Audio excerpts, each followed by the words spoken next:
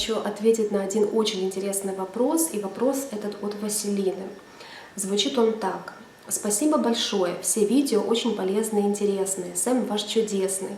Расскажите, пожалуйста, где Сэм спит и как приучить щенка спать в отдельной комнате при закрытой двери в спальню хозяев.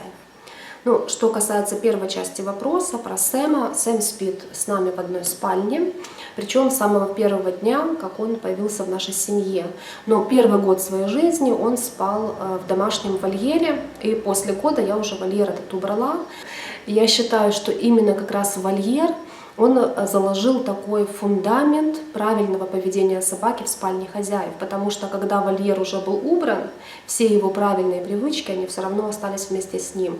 Единственное, что мне пришлось немножечко так подшлифовать, это то, чтобы собака не запрыгивала на кровать, да, хозяев, когда ее об этом не просят. Что касается второй части вопроса, как приучить щенка спать в отдельной комнате при закрытой двери в спальню хозяев.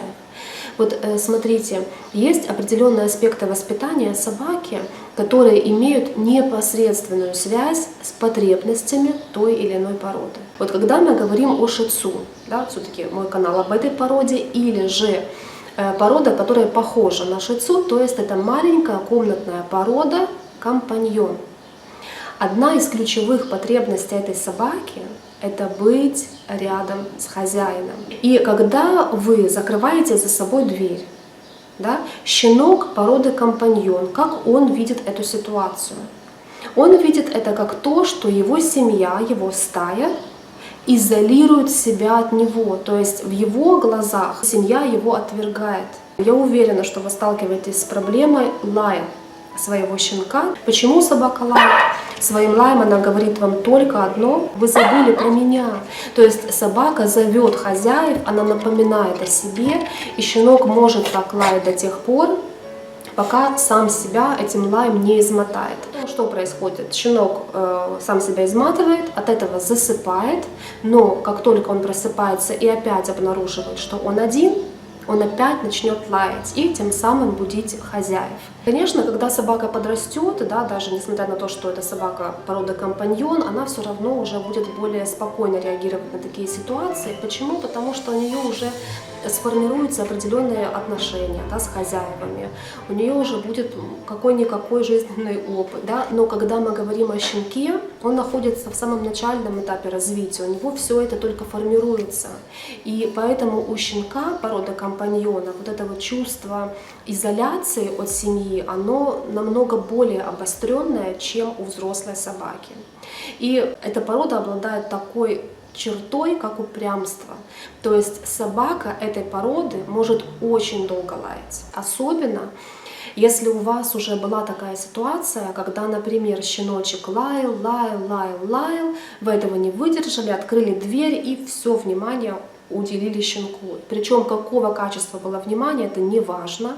Ругали ли вы его или решили пожалеть, не имеет значения. Главное, что щенок усваивает в этой ситуации, что если очень долго лаять, дверь откроется, и он воссоединится со своей семьей, то есть он удовлетворит свою генную потребность. Что в этой ситуации делать? Можно ли научить щенка не лаять и не будить хозяев? Абсолютно точно можно. Но сделать это гораздо легче, когда щенок находится с вами непосредственно в одной и той же комнате, потому что в таком случае у вас есть возможность непосредственно влиять на щенка. То есть вы корректируете поведение, нежелательное поведение собаки в тот же момент, как оно начинается. Как корректировать? Конечно же, командой нельзя. Точно так же можно использовать и корректирующие звуки вместо команды. Я, например, использую звук «ч». Но сделать это, находясь в другой комнате, при закрытых дверях, невозможно. Поэтому вывод такой. Идеальное место для щенка породы компаньона находится в той комнате, где находятся хозяева, но не в изоляции.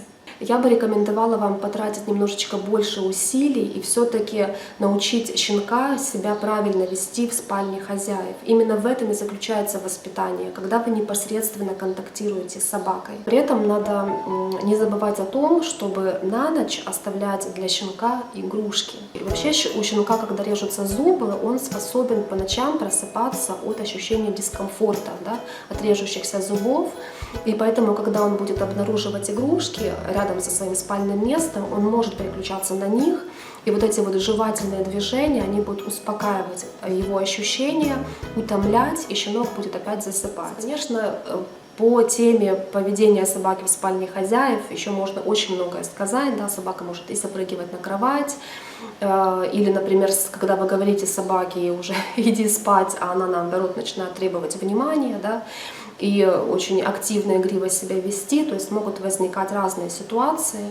Но в одном видео я не могу всего сказать, но если у вас возникают какие-то конкретные ситуации нежелательного поведения вашей собаки, да, в спальне хозяев, пожалуйста, задавайте вопросы под этим видео. Я создам отдельное видео в будущем на эту тему, если вы с такими проблемами сталкиваетесь. Ну а на сегодня это все. Увидимся в моем следующем видео. До новых встреч. Пока.